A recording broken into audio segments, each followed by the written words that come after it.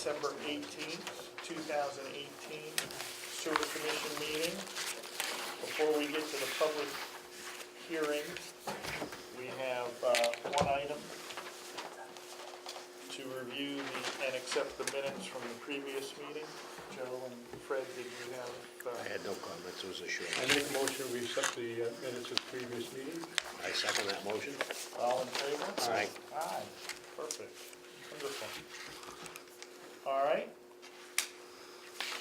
This opens the public hearing to discuss the stormwater rules and regulations and fees associated with those rules and regulations, in the stormwater utility. and the stormwater utility. And welcome to our guests in the audience. It's a world record for the Sewer Commission. Glad to have you all here this evening. Probably makes sense, Jeff, for you to kind of give us a overview, and then we can open it up for public comments. Yes. Thank you.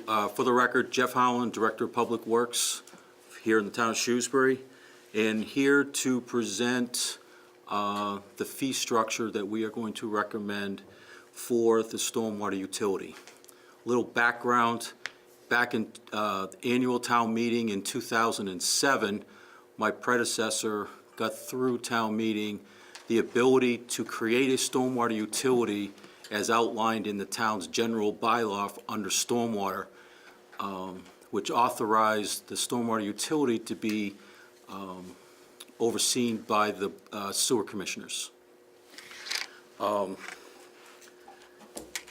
At that particular time, we were under the 2003 NPDES permit issued by the EPA. And we were on a 5-year permit cycle. That 5 years long since passed. In about 2013, 2014, EPA came out with a draft stormwater permit, which is a general permit for the state of Massachusetts, in which the town of Shrewsbury is located within, is considered an MS4 community. That draft went through a draft process. It went through public comment period. A final permit was issued in 2016, which there was an appeal on that permit, and the permit had to stay until July 1st, actually of 17, which there was another stay till July 1st of 18. The permit is now live. However, it's still in litigation, but the permit is currently live. That it's considered the 2016 MS4 permit, general permit, issued to about 200 or so towns in Massachusetts, and it's all based upon density of population within your community. The list of requirements that the town is obligated to do under the permit is actually outlined in a fairly extensive spreadsheet that Weston and Sampson prepared for us, and it is extensive on work that the town is obligated to do in the first 5 years and then from that period forward. Some of the things that we're obligated to do under this new permit is we have to do annual public outreach and education to different sectors, residents, commercial, industrial, construction, etc. We have to do more public participation. We have to develop a lake phosphorus control plan. The town of Shrewsbury is located within 2 watersheds, the Assabet watershed and the Blackstone watershed. Each of them has their own requirements based upon the permit and mainly deals around phosphorus control and elimination.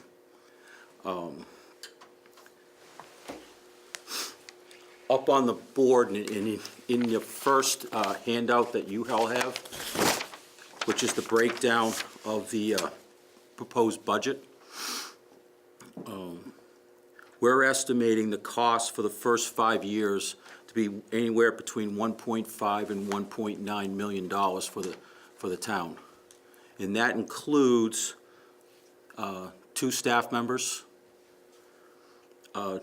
drainage improvement projects, which we're obligated to do, and that includes, as we're doing the catch basin evaluations, if we define catch basins that do not meet current standards, we have to come up with a plan to replace those catch basins.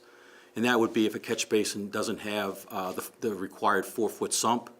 Anything probably prior to the 1980s that was installed probably do not have the required sumps. Jeff, would that come under this budget? Yes, it does. So any reconstruction of catch basins and so forth would require, Right. It's from the budget. So we have to do a plan of how we're going to make the modification. We don't have to do them all tomorrow, but we do have to have a detailed plan of when we will start replacing those.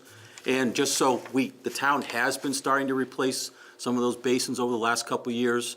I know when Bob did a water job on Oak Street, the town actually replaced those catch basins on Oak Street. So we have been doing it somewhat, but we haven't been doing them as diligent as we should be. We have to start inspecting all of our detention basins and then preparing an annual maintenance program on these basins. The town has estimated we have approximately 250 detention basins that the town owns. To be honest, I don't think a single one has been maintained since they were installed. Few of them actually have been by the homeowners, who maybe abut or actually they're on their property, but the town has not done any maintenance. And the permit now requires us to do annual inspections and maintenance on these. And we're obligated to submit the report on each of these basins as part of our annual report. Because we are located within a watershed that has a high phosphorus, we're obligated to street sweep twice. Spring, which we currently do, but we also have to street sweep in the fall. The problem we have with street sweeping in the fall is we cannot do that with our own forces. It takes us between 8 and 12 weeks with full-time, 4 guys, 4 pieces of equipment to do it in the spring. The permit says that we have to street sweep after the leaves fall and before the first snowfall. Obviously, this year, we would have been in non-compliance, as we would have been the last 3 out of 4 years. However, we still are obligated to street sweep in the fall. So we have been looking at trying to find outside firms that could do that for us. At this point, until we actually put out an RFP, we do not have firm numbers. The numbers we're hearing are anywhere from $250,000 to $300,000 for those approximately 2 weeks, sometime the end of November, to street sweep in the fall. We can't go too late into December because we cannot take the chance of ice on the road from the street sweepers. So there's a very short time window. One reason our staff cannot do it, that's the time that we're getting the vehicles set for snow plowing. So the sanders have been put on the trucks, plows have been starting to be put on, so to try to use them for street sweeping, it's they're trying to get ready for winter, but trying to do something that they normally do in the spring. We're obligated to do additional catch basin cleanings and monitor all of our catch basin cleanings. We have to have an evaluation on each of the basins in terms of the sump, the pipe size, the invert depth, the type, the materials, etc., which we actually did start this year. We did have a new, our catch basin cleaners is new in 18, so we did actually start that process this year, provided them a tablet, and we were able to get some of that information now. The town has roughly 8,000 catch basins. So Jeff, is this 70,000 to start with, I gotta imagine the first time you clean it, it's gonna be the worst year is year one, right? I mean, is there enough there to do year one? And I know you escalate it in the out years. So that is our annual that we're paying now. Okay. For catch basin cleanings. When I factor our current contract, and then the town does so our contracts are roughly 2,500 catch basins a year, and then the town does anywhere between 500 to 1,000, all depending on how much time they actually have. So if they have today, they might go out and they'll do 15 or so catch basins, and they can't do it for a couple weeks because of something else, so.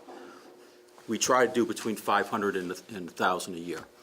Okay, so you don't have to do every one of them every year? No, but what we're gonna have to do after year 2 or 3, once we have done all of the basins, then we will actually, let's say, a particular basin gets significant amount of sediment. That one we'll put on an annual. Ones that we see nothing or very little in, we can put on a biannual, even a triannual, it all depends.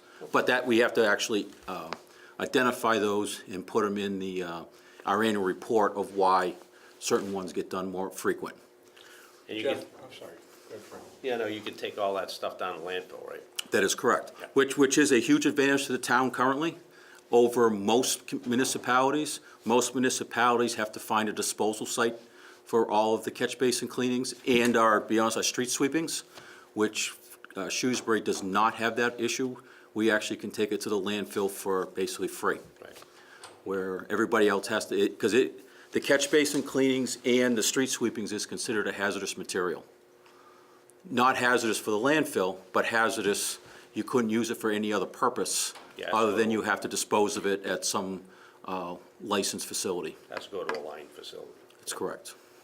Jeff, how does this apply to private property that have catch basins on it? That do feed into, The current, Drainage system. yeah, the current permit does not, it only deals with municipally owned properties. So that includes the schools, the town hall, in terms of the catch basin cleanings. Then there's other MS4 requirements.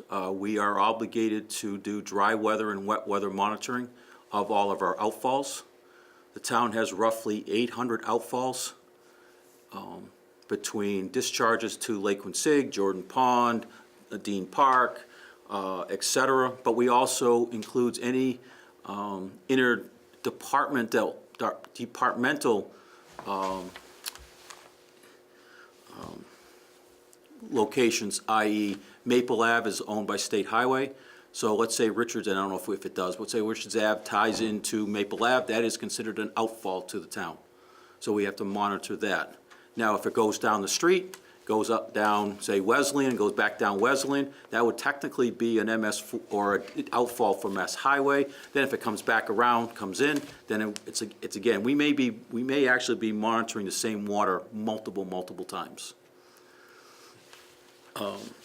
We have to map all of our storm drainage, which the previous 2003 permit required us to only map our outfalls, which we did. But we did not map all of our drainage, and we have some of it mapped, but we don't have all of it mapped. And then once we map all of the drainage, then we have to evaluate each of the discharge or each of the drainage areas to each of the outfalls and prioritize which ones we need to do additional work on. And so that's basically what's required as part of there are other requirements of the permit. As I said, it's probably, I don't know, 40 or 50 different tasks that the town has to do. Some of it is obligated to do in year 1, some is year 2, some is annually. Some are as late as year 5 or even 10. So, Jeff, quick yes, question. yes, On this schedule, Yes. you've used these anticipated costs to come up with a number that is that correct. we need to generate. That is correct. Is the theory here. That is correct. You've also said that some of these items, some of these activities are currently being done That is and correct. are part of the current town budget. That is correct. So these aren't really the 1.7 million that you have outlined here. Some of that's covered under the existing tax rate. It's covered under the existing general fund, under the general taxation. The idea, if we do a stormwater utility, those would come out of the general tax and be charged to the stormwater utility itself. Right, which would certainly would make sense, but since we're all already paying a portion of that in our general? Have we looked at that element, you know, if there's $500,000 in expenses that we're already spending that is part of our existing taxes, then we really only need to generate an additional 1.2 million. Right, so roughly, out of the general taxation is probably somewhere around 350, approximately. But the idea would be to take all requirements of the MS4 permit and put it under the stormwater utility for Right. mainly for tracking purposes. But wouldn't those would those funds become available, or would they stay in the general fund and be allocated to something else? I can't speak for Kevin, Okay. but I think. I wouldn't be, I'm asking I would a say, rhetorical question I would here. probably say it would stay in those funds would stay in the general fund Okay, for other purposes. okay. So then on the second page,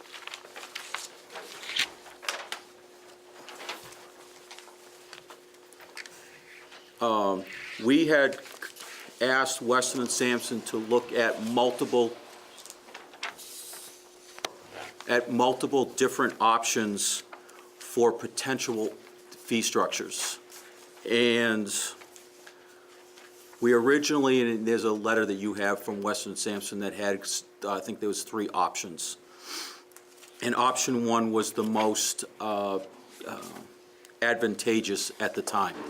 However, at the Board of Selectmen's meeting last Tuesday night, they asked me to look at not only because the original option 1 was a single rate for all residential, and then a tiered for commercial. The Board of Selectmen asked us to look at also a tiered for the residential, and keeping the commercial the same. So there was a third proposal? So there was 3 other options depending on, and there was different things of looking at starting the rates, residential rate. There was 75, and then there was 100, then I think there was even one higher than that. So we have option 1 and option 2, but we don't, there's a third or fourth option? To be honest with you, there was probably 10 different options that were looked at to try to make it the most fair for everybody. But what is the town, the Board of Selectmen, how do they feel relative to option 1, option 2? If they're in favor of option 3, which we don't have a copy of, how are we supposed to? Right, so they're in favor of the option 1 Okay, in the Weston and Sampson report. okay. But then they asked me to look at another option, sort of as a offshoot of option 1, which we've called option 1A, which would be to do a tiered system maintain the tiered system for commercial, but do a tiered system for residential. And at the Board of Selectmen's meeting last week, I basically told them I could argue either way, because either we keep it one residential rate, or we do a tiered system based upon square footage of impervious surface, which we did, and we broke it. We did it, Weston Sampson did a study for us, and I think I do have Weston Sampson here, actually. Jerice, can you? Yeah. I had asked them to look, and I think they basically said, was it 90% of all residential parcels are 4,100 square feet or less of impervious surface? Because one of the things the Board of Selectmen asked me to look at is it fair to have somebody who has a 1,800 square foot house with a small driveway and maybe a little bit of concrete around the house pay the same amount as somebody who has a 5,000 square foot house, 3,000 square foot, or 3,000 foot long driveway, 2 outbuildings, an outdoor pool, and et cetera. And that's correct. I would say that that's not equitable for both. So that's the reason we looked at more of a tiered system on the residential and went from 0 to 5,000 square feet of impervious, and then 5 to 10. Similarly, the same breakout as the commercial. And that's outlined on. In your 1A, that's correct. This 1A, yeah. Okay. So how much is under 5,000 square feet, percentage of the town? Well, there's a total of 95, almost 9,450 parcels Yeah. of the 12,000 pieces, and that includes both residential and commercial. So there's a significant number of the residentials that are under that. And by doing that, we actually lowered the residential rate in that first tier from $100 to $90 a year. So the majority of people in town are Right. paying $90. That's correct. And the idea also is also makes it more equitable between the commercial and residential. They'd be more similar. Now, the idea is also that the rate would become effective July 1, and will be put on the sewer and water bills, which we plan on going July 1 to go monthly. And we would charge, there'd be a monthly charge on your water and sewer bill. In the Weston Sampson report, they discussed, or they outlined abatements. What determines an abatement? All right, so we And, are. what do we expect relative to the one, 1,981,000 plus? What portion of that are we anticipating might have to be So, amended to go right, so cover abatements? we talked. And what does it constitute an abatement? All right, first, we're actually gonna not call it an abatement, we're gonna call it a credit, Okay. okay? And that was after a discussion, talking to the town of Newton, or City of Newton?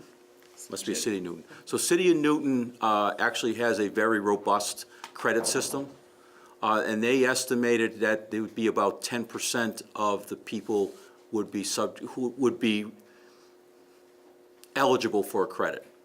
And what would constitute So a coming to credit. you with an abatement? So a credit would be anybody who has done a project on their site above and beyond the requirements under the current stormwater management guidelines.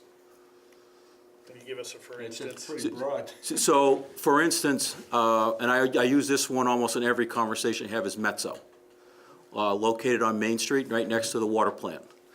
Back in 2000-ish, maybe late 2000s, they were looking at expanding, and they've actually expanded twice. That original buildings was built in 1972.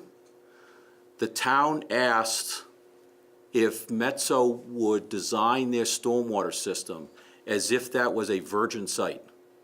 So there was no buildings on it, because typically they would just be able to just mitigate the increase in impervious surface from where it was at the time they did the construction. They actually took that as if it was a vacant field, I believe is what was there originally. Take that as a vacant field and design their stormwater system as if that was then, and not as if that they could have if once it was already partially developed. And then they went above and beyond even that by infiltrating the entire 100-year storm off of that site. So they actually have little to no discharge from that site. So I would consider that as way above and beyond the requirement. So you're saying that of the 1,981,000 plus 10% of that you can figure is going to constitute credits? Potentially, Yeah. potentially. What I was getting at is, Jeff, is are we covering our budget, Ye- okay? And my personal feeling on this is, I think we should approach the town folks with a rate that's fair, covers our budget, but we don't nickel and dime them every year. Like we've done it with the sewer rates. We made a decision, we came up with a rate, and it's held. I just don't think it'd be good for us to come up with a rate, and then next year another rate, next year another rate. I think we ought to, if we need to, we need to bite the bullet. Okay? And I agree with you, Joe. Yeah, Which is the reason we went with the 1.9. okay, The first 5 years, we know pretty much what our costs are gonna be. It's year 6, to be honest, it's an unknown. yeah. Because year 6 is when we actually have to start doing design and implementing improvements to our drainage system to offset the phosphorus, to try to start reducing our phosphorus load. We don't know what that is. we don't know what the requirements are gonna be until we actually evaluate the system, which is done in the first 5 A years. lot of unknowns. That's correct. If we That's need to correct. make a rate adjustment 5 years from now. 5 years from now, and the idea would be that I did not, and Newton had to do that, Reading had to do, Reading has got a whole different problem, because Reading is, I think, set to their charter, they've got a bigger problem. But Newton changed theirs, and I think they've changed theirs twice since. Yeah, well, they Yes, started so- out, some of them started out with real low rates. Well, yeah, And then they've had to adjust. that's I correct. think we ought to look at it from the standpoint of, what do we need? Go to them once, and then be able to hold that rate for a few years at least. That's correct. So the idea would be, Instead of coming back to them again next year. that's correct. And the idea is to keep the rates constant for at Right. least 5 years. That's good, that'd be perfect. So I actually have Therese from Weston Sampson, and I want her to talk about, we're not alone in the stormwater utility. There's other towns in which Weston Sampson has represented that currently have stormwater utilities. It's we're not stepping out of the box. And there are multiple other towns, now that the MS4 has gone live, that are having to look at this. There are some of the towns that have had stormwater utilities since the early 2000s, but maybe for different reasons. So I'll let, Yeah, no, I was gonna say, I think in the memo that we provided here, we highlighted 8 different communities that currently have stormwater enterprise funds in place. And I actually spoke with Fred Sivian last week, who's the stormwater coordinator for Mass DEP, and he actually said we're now up to about 13. So I'm looking to get more information from him on those other enterprise funds that have been developed more recently. But we are also actively working with at least, I wanna say 3 other communities that are not currently listed on here. And so everybody's going through the same process that you've been going through. And, you know, knowing that the MS4 permit is now effective and trying to come up with the revenue that they need to be able to meet those permit requirements. And they're looking at a lot of things that, you know, like you said, that you're looking at recently on the residential tier structure. You know, what is gonna be most fair and equitable, but at the same time is gonna be easily trackable internally. You know, if you create too many residential tier structures, then you're constantly, if somebody is making any improvements on their property, then you know, there's a lot of tracking on the town's end to be able to make those adjustments. So I think to a certain extent, you want it to be fair and equitable, but at the same time, you want to keep it almost simple as well, to a certain extent. I know Jeff mentioned Newton, so they had the same rate structure in place for about 10 years or so. And then we actually worked with them to do a comprehensive capital improvement plan for their stormwater system. So that was like, we developed like a 20-year plan with them. And after that, they actually re-looked at their rate structure, and they found that it wasn't very equitable because they were actually charging a flat fee for their commercial and non-residential properties. So they were all paying the same. So there was no factor for differences in impervious area. And so we helped them with a delineation on that end, and making some revisions to their actual rate structure. And now what they're actually working to do is to try to relook at the rates every few years and make adjustments as needed, which is something that they weren't doing early on. So, And it seems like the term impervious area seems to be the critical component that everybody's using as the determining factor right. for stormwater. Is that pretty standard?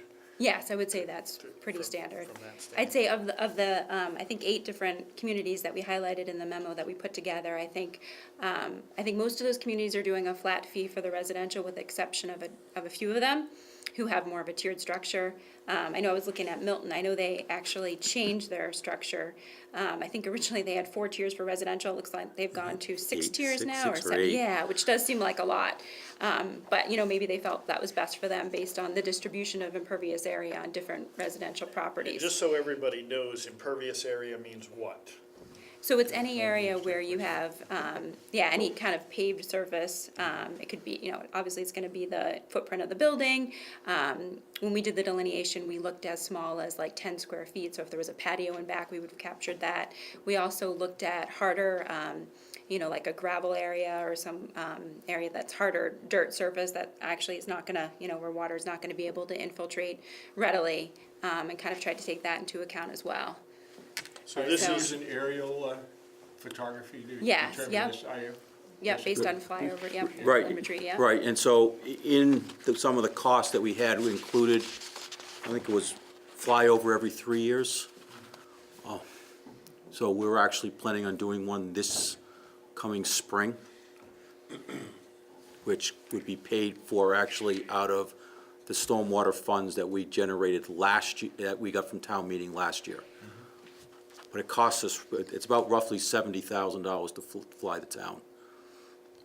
And that'll then be used to set or to manage this That's correct. process? That is correct. Impervious area type of thing? I think that's a fair way to do it. I mean, Water impervious comes surface, down. yeah, prevents it from recharging the groundwater and versus running off the property as stormwater into the system, you know?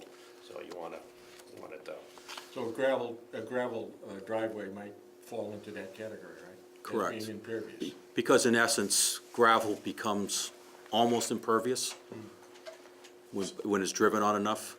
So looking forward, if we do go to this type of things, as our citizens look to add patios or driveways or other things to their property, there could be a correlating impact.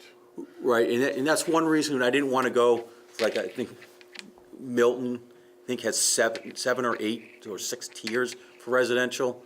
I don't want to go every time someone comes in for a patio, have to verify that, oh geez, they tripped an extra tier, where 0 to 5,000, then 5 to 10, unless they're really close. Other than that, we won't be worrying about policing whether or not somebody decide to put a deck on or a small patio or, you know, something like that, or they want to add a shed. That's the last thing we want to do, is have to monitor every time someone wants to do that. 8 by 10 shed.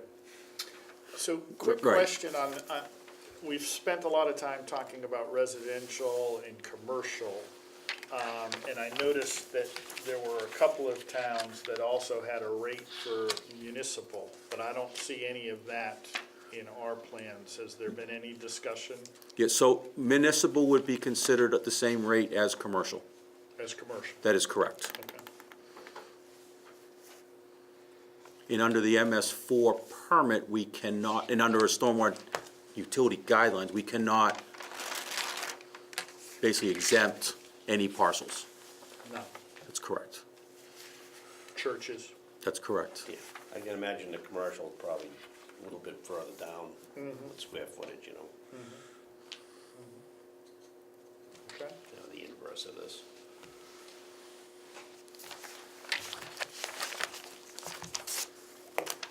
Any other questions, Joe? Nope. That's pretty good, I think. Any others? That's all I have. I'd like to, obviously, if there's any public questions or comments. We would like to invite anyone from the public to speak at this moment. Yes, sir. Can you come to the, I guess should we have them come to Yeah, the let me, table? I'll move and.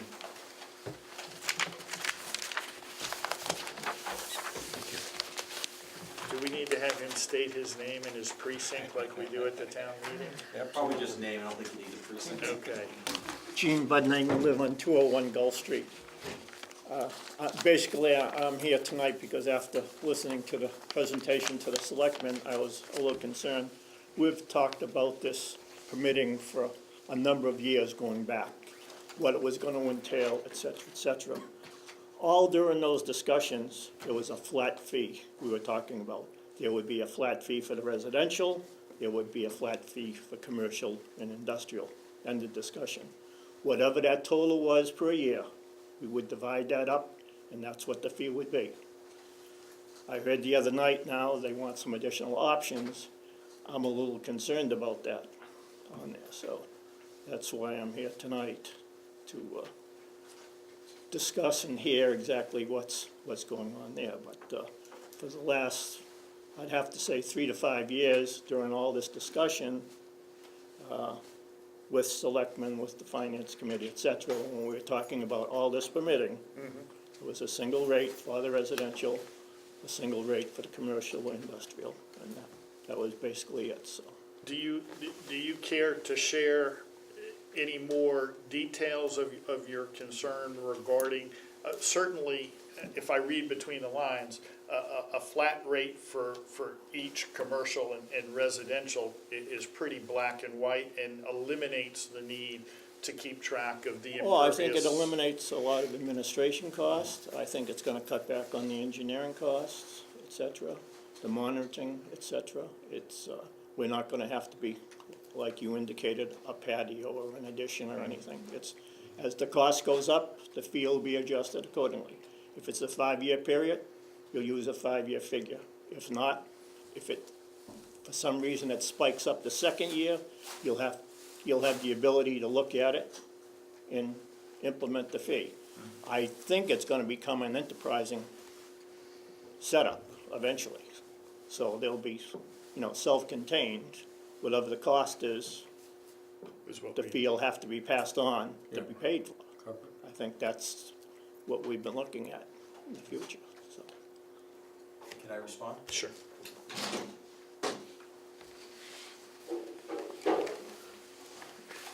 Gene is correct. At previous finance committee meetings, because we really didn't know the costs associated with that yet, if we went to a single rate, which is one of the options that we did look at, it would be roughly $175 per parcel. As the town has roughly 11,500 parcels, to retain that same amount of revenue, it would cost roughly $175 per parcel. And through the discussions with the Board of Selectmen, they felt that that was not equitable, because why should property A, which has 20 acres of impervious, pay the same amount as somebody, say, on the lake with a 5,000 square foot lot? So that was why we went and started looking at other options and went to the tiered system. And I can't argue that we did try that option, but we felt that equitably for everybody, that we would go with a tiered system.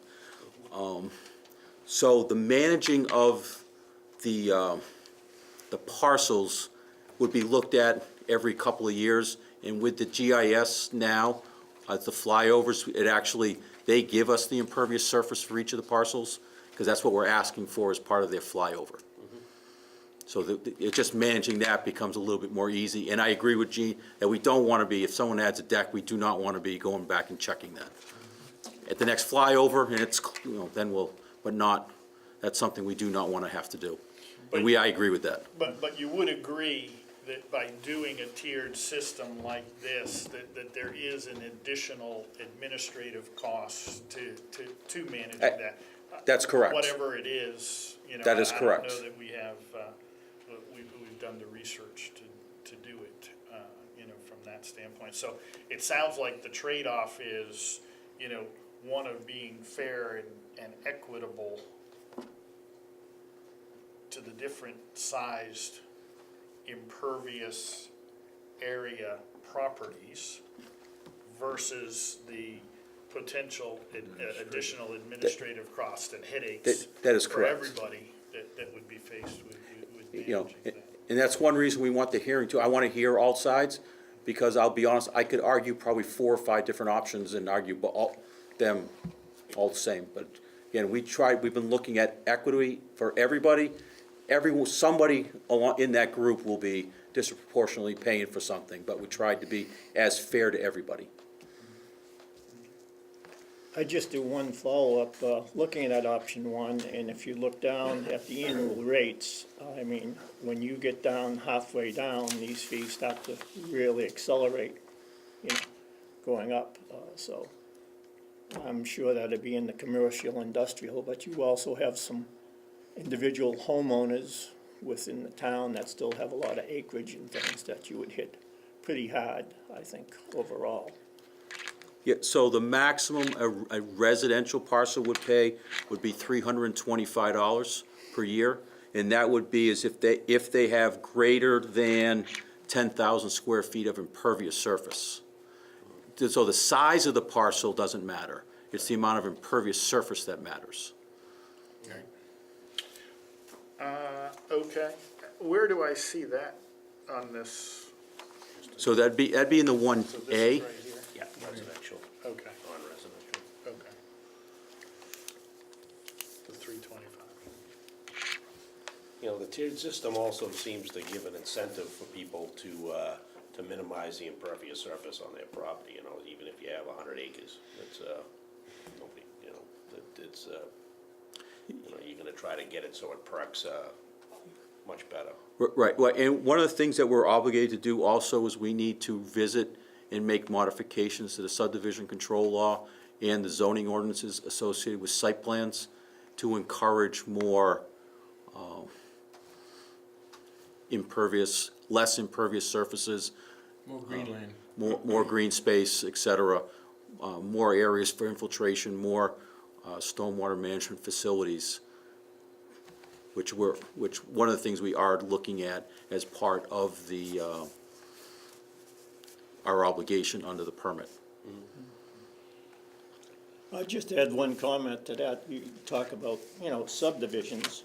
We have rules and regulations in this town that require the streets have to be of a certain size, the sidewalks have to be of a certain size, a certain length. So there's a lot more to this overall permitting than people realize, that you've got to go back through and readjust in a lot of additional areas, To meet this. just in order to meet the permitting. So these are the He's things I don't think the average citizen understands exactly what's going on. And I agree completely the other night when it was discussed that you've got to get some of this information out to the motoring public because they have no idea what's going on.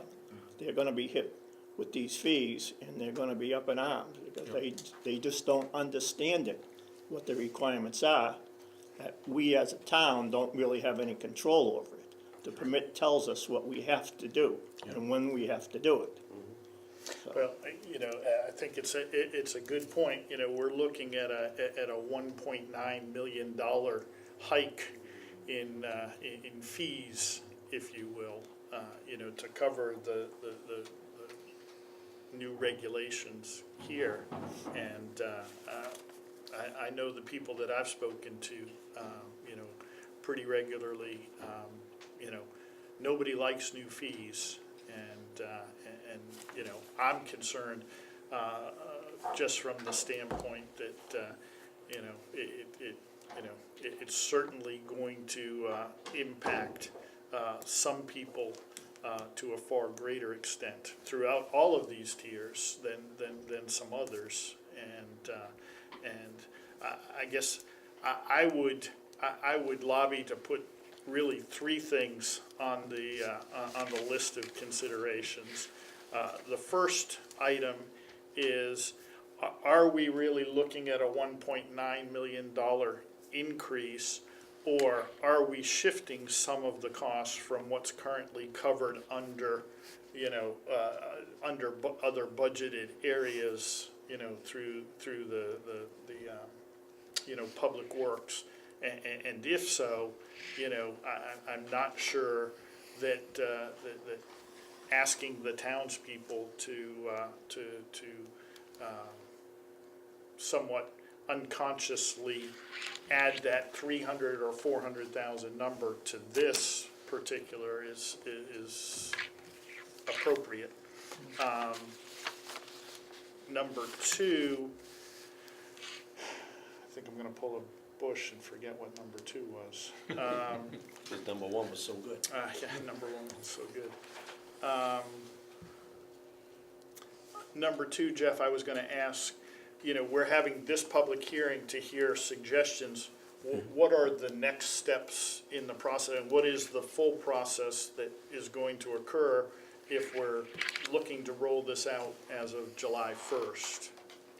So the idea would be to take any questions tonight. The reason we have this on local cable was so that hopefully we can get some additional comments that are submitted to the DPW so that we can address those comments and then come back to your meeting in January. Wow. In January, to finalize this. In order for this to be able to be ready for July 1st rollout. To be put on the bills, Munis needs time to change the bill structure, and it takes them about 6 months. So we're gonna meet in January. We're gonna kind of bring this new fee structure up for a vote at that time. With any modifications that, as Occur. based upon Right. comments that we receive. Okay. We vote on it. Does the Board of Selectmen then have an element of No. of that? Okay. No, you are the authority. We don't have to go before the town meeting, right? That is correct. Okay. The 2007 town meeting vote authorized the sewer commissioners to implement the stormwater fee. All right, so this is gonna happen relatively quickly Yeah. Right. from that. And I'd like to just follow up briefly on your first comment. So in the capital improvements, we had storm drainage of 250,000. Last year was only the first year, might have been the year before, was the first year the town has put money toward drainage, mainly because the economy is good. But once that changes, then that funds will probably dry up. It's under the capital. It's not an operating budget as part of this DP or highway. It's a capital that's approved through discussions with finance and board of select, et cetera, and then a town meeting, appropriated at town meeting. So it's actually a warrant article. So if we're putting it in the stormwater utility so that we can continuously meet our permit obligations on a yearly basis. And these two, just to add on that, these two new FTEs are So gonna be dedicated to this. So they're really, one of those FTEs is actually Vincent, or currently, who is our compliance engineer, who was hired originally to work for the water department as we were dealing with our water withdrawal permit requirements. Now that that has been offset, the idea was him to go in then into the stormwater. And then the other person does some of our stormwater now, but we need to get him more full-time, doing just stormwater. The requirements of our annual report that we now are obligated to submit as part of this permit used to be 10 pages long. Now they're gonna be in the 500 to 600 pages long that we have to submit. Because we have to put each of the every catch basin clean, we have to put the results. Every detention basin review, we have to put the results. It has to be put in the permit. And I do wanna say that this is a permit through the EPA, federal EPA, that was co-signed by Mass DEP, but currently everything goes to the EPA. There are third-party interveners who are watching to make sure that the municipalities are meeting their obligation. We have been contacted already by several requesting us to submit our previous stormwater management reports to them for their review. The EPA probably will not come after us. It will be the third-party interveners, the same that came after us as part of our water withdrawal permit, that we end up with, between Bob, myself, town council, and town manager, about 18 months of mediation. And we're required to share this information. That is correct. And these third-party interveners have contacted about half a dozen or so towns within central Mass, within the last 6 months. Could I ask just one follow-up? In reference to the additional engineering staff, what we see here, does that include the complete package, benefits, Yes, retirement, everything? Yes. So that's a complete package That right is there, correct. including health insurance. that is correct. The next thing, I think it would be an interesting thing to do for your next meeting. You indicated the cost of what's being done now versus what we have to do in the future. If you could just roughly figure a dollar figure into that, so you know approximately what it is. Because I think it'd be a nice way to do it, would be to starting off the first year, if there's areas we can save, is to phase this in slowly, because it's definitely gonna increase on there. So the people just don't get hit on there. So if there's any way anything can be eliminated, maybe it can't, but, I think it's gonna be a shock to the motoring public, and I really think you're gonna have to really do some educational work, and I don't think it's just on the website. I think you're gonna have to add some hard paper going out with the sewer and water bills to it. I agree with that. Yeah, That's- that's what we had talked about doing. Yes. Yeah, I think it's definitely something. Education is important. Yeah, Yeah. it's very important. And you may have to hold some additional public meetings just for informational purposes. Fine. Gene, you've got some history with the town. I think one of the concerns that I would have is, potentially starting off small and then every year coming back with some type of increase. I don't know if you can speak to what you've seen, what your experience is. Is there a best way to? Well, I think we've done that in the past, and Bob can talk about that a little bit with water and sewers. I mean, when we took on these projects back 25, 30 years ago, we didn't hit the motoring public with all those big amounts. And we were very fortunate, we got into the Betterment Acts, and we expended a lot of dollars over the years, and it was a gradual thing, and it continued to, increase up to where it is now. We know we have to cover the cost, there's no ifs, ands, buts about it, but Exactly. like I say, it's a big hit to some people. Yep. And we've just had a beautiful school, we really need, it's gonna come on to the tax base. We've got additional projects going forward, so, I think it's very important that we look at these things very closely and phase them in as small as we can each year, so. That's just my opinion. So for our meeting in January, Jeff, you can Yes, share some of that information correct. with us from that. That'd be great. Yeah, I actually had a question. would you like to come up to the, thank you, Gene. Hi, Beth Cassavant. I just had just a couple of questions. First of all, what does it mean when you say you need to maintain a detention basin? What does that entail? So maintenance of a detention basin. So when a subdivision, mainly it's residential subdivisions, were built, they designed stormwater basins to infiltrate water, slow the water down from leaving the site to meet the pre-existing conditions. So they'd be some sort of pond, whether it was a detention basin, some could be wet ponds, some are river infiltration basins. We're gonna have to go mow the basins themselves, remove the trees in in most of the instances. Maintain the outlet structures, maintain the emergency spillways, maintain the fencing if there was fencing required around the basins. The inlets to the basin, someone would have 4 bays that need to be cleaned out or should have been cleaned out on a routine basis. So that's what, so South Burlington, Vermont, which has had a stormwater utility, I believe, since 2007. Vermont was under this new permit since about 2007.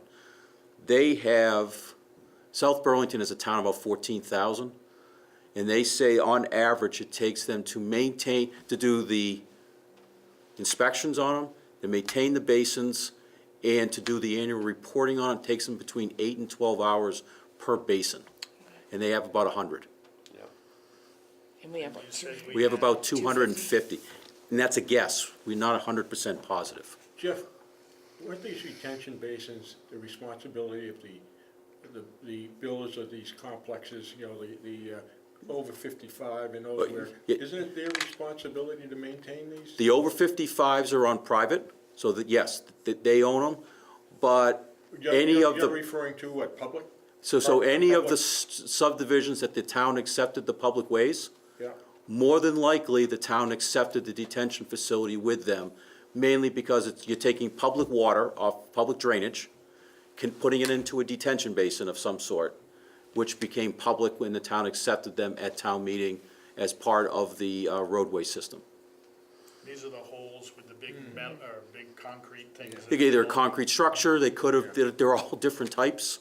And one of the things we have to do is we've actually started last year in anticipation of this. We actually inspected about 40 of them last spring or last fall. And some of them were in excellent condition, the homeowners had maintained them. Some of them they couldn't find. Yeah, they're completely overgrown. They're completely overgrown, couldn't tell if they were in them, not in them, not sure where they were. Or they're blocked by structures. So They're- if we can't find them, are they really there? On paper, yes. Lose the paper. No. All right, another question. So looking at this chart, where would someone find this if they're watching this meeting tonight and they wanted to take a look at this? Is this gonna be? We are gonna put this on the website. Okay, because I couldn't see it from the cheap seats in the back. So, sitting here as like a resident and a homeowner, if I wanted to try to figure out where I would fall on this chart, how do I do that? Because I'm not sure if I wrote down something about greater than 10,000 square feet of impervious surface, but I don't know what that means for the size of my house. Like, how do I figure that out? So if you have, say, a 1,500 square foot footprint of a house, which would, if you have a two-story, be about a 3,000 square foot house, more than likely you are in the first tier, because you probably have, you know, a 20 by 30 foot driveway, which is 600 square feet, plus 1,500 for your house, which is roughly 2,100, and then the odds are you probably don't have another 3,000 square feet or so of impervious, so you'd be more than likely. I think to Beth's question, you know, this spreadsheet is built for probably internal purposes. It has a lot of numbers on it. If we considered putting something on the website, if we could just put the rates and the tiers, because most people don't need to know that tier one of the residential is going to generate, what does that say, $850,000. You follow what I'm saying? Yes. Just to make it, the presentation of it a little bit simpler. Right, because I've been following this and I'm still not sure. Right. And I really agree with what Jean was saying, that the public is generally unaware. I usually gauge public awareness off the Shrewsbury Mass Facebook page, and it's not there. So people don't realize that this is coming on board, and I think that we have to do the best we can to make sure that we get the word out to people, but at the same time, I don't know that someone can look at this on the website and have any idea how this is gonna relate to their situation, to know whether or not they feel like it's equitable, or to even feel like they could weigh in on it in any way that would make sense. So I guess just making it a little bit more accessible so people aren't shocked. That's it. I don't know if making it more accessible is gonna make them less shocked. That's true. So we gotta talk more about public outreach and. Yes. I think that our January meeting, and, you know, and calculating the square footage is, you know, maybe we can come up with some calculator that just for, you know, what's your footprint of your house, what's the length and width of your driveway, and plug the numbers in, you know? I think you find most of the people are in that first section, you know? Yeah, that's a good idea. Just something to make it, bring it home to people so they understand Something it. that could be captured off of the website and put on the Facebook page by Exactly. an interesting. I'll let you know when I see it on the Facebook page. It's not there right now. Someone do that, I have no idea. Wait 10 There we minutes. go. I know, now, no one's spoke to me, I don't think. And I think you should also stress that it's a state and federal regulation, that the town's not just doing this to raise money, because as soon as this Unfunded comes out, mandate. you know, they say it's another tax, it's another fee, but we're doing it because of the regulations, mandatory to do it. It's not that we want to do it, it's being brought forward by other parties. I think that should be also stressed Yeah, on as the part of the website. public outreach Yeah. is, yeah, That's a big it's part a of it. regulatory requirement, and we have to pay for it, but. But I think the point you made too, Jeff, where you were saying the third party's going to be asking for this. That's correct. This, we Right. can't just not do it. That is correct. Right, which is environmental groups. That's type correct. of party, Yeah, yeah. we don't have any choice. And Jeff, for the record, you started in your overall overview, explaining that a lot of this has to do with removing the phosphorus from the water. That's correct. And just so everybody understands, what this regulation does is it takes what historically has been the requirement for not having X amount of phosphorus in the water and making it 0.000000 something in phosphorus, which I think that there are some in the scientific community that says that threshold is even lower than what is naturally present in many of the, so what we're being forced to achieve here is something that is, I think, for the common folk, something that quite frankly is unachievable to some extent. And- That's a personal opinion of mine, let me put it out there. Right, and we've talked, to your point there, what's the cost benefit? You spend all this, what is the town and community's gonna get for all this money that we spend? It might be somewhat less than what Right. folks might figure here, because we're gonna get it to a point that's really unachievable or unrealistic. For LJ growth and that type of stuff for wetlands over there, so we also have to be realistic over there with these numbers. Right, some of the things that we're obligated under the permit to try to meet is the reduction in phosphorus. And 5 of the ponds in Shrewsbury were specifically identified. Lake Quinsig, we have to reduce the phosphorus load by 49%. Now, as Bob said, that may be unachievable as the city of Worcester discharges to the Lake Quinsig, Boylston discharges to Lake Quinsig, West Boylston discharges to Lake Quinsig. Boylston does not fall under the MS4. Parts of West Boylston do not.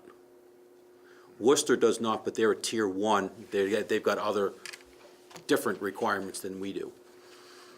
So, Jordan Pond, we have to reduce by 60%.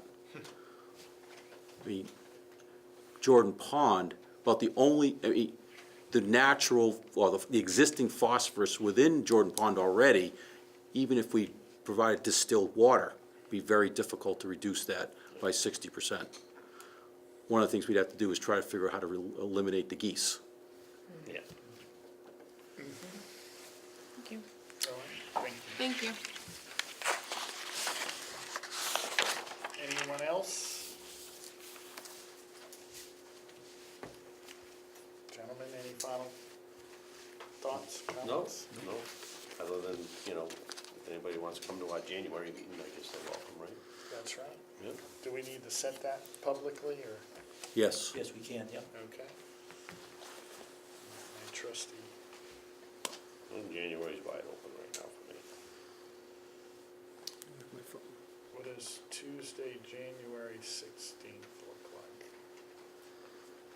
It's the day after Tuesday, Martin the Luther King. 15th? Is that what it says? Yeah. I don't have my glasses. You can make these letters bigger. I'm sure I could. I'm available. How's that look for you? What's that?